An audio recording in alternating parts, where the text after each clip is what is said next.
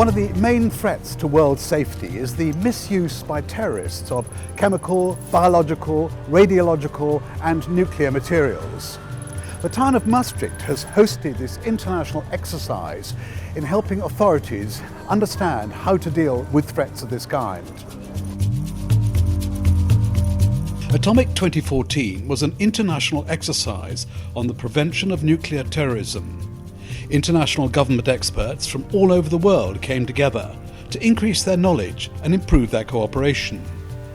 Radiological and nuclear security, crisis communication, law enforcement, cybersecurity, forensics and emergency management were the central disciplines that featured in the exercises. So each year, starting from 2009, we have organized an international exercise, again part of our CBRNE program. The overall purpose is nations who are here to learn from each other, to learn collaboratively and bring all the information and all the experience they have gained through going through the exercise, going through the scenario, bring back to their home countries. Atomic14 was organised by the Dutch National Coordinator for Security and Counter-Terrorism, known as NCTV, and the Dutch Ministry of Foreign Affairs. They were supported by the Netherlands Forensic Institute, the Dutch Ministry of Economic Affairs, Interpol and the European Commission, and also by UNICRI, the EU CBRN Risk Mitigation Centres of Excellence, the International Atomic Energy Agency and Europol. Now, I've just been inside to take a look, and what I've got to explain to you is that many of the delegates are from the security services, and so much of their discussion has to be in secret. And this means that we're limited in exactly what we can report. However, what I can tell you is it was called a tabletop simulation exercise. And I can also tell you that there are roughly 250 delegates from 50 countries, ranging from Australia to Zambia, and every continent's represented except Antarctica.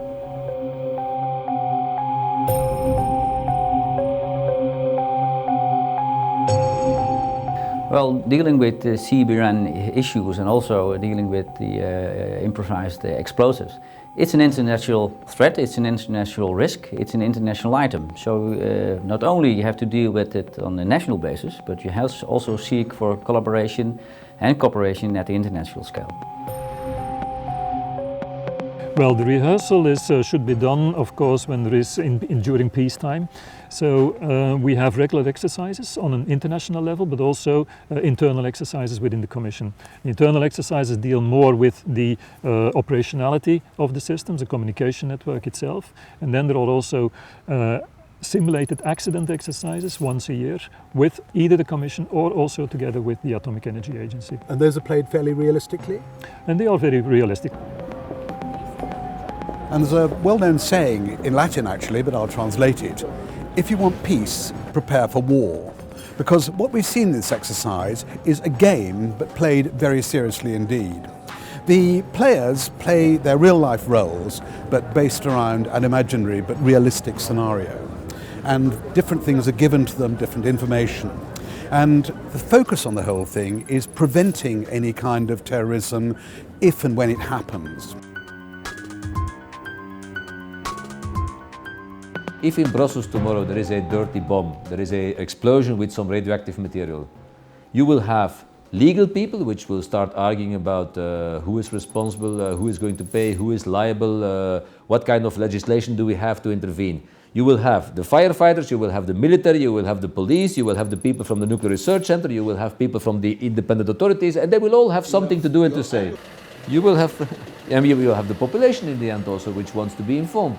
And the last thing you want to happen is that you have 4 different people saying different things about the same event.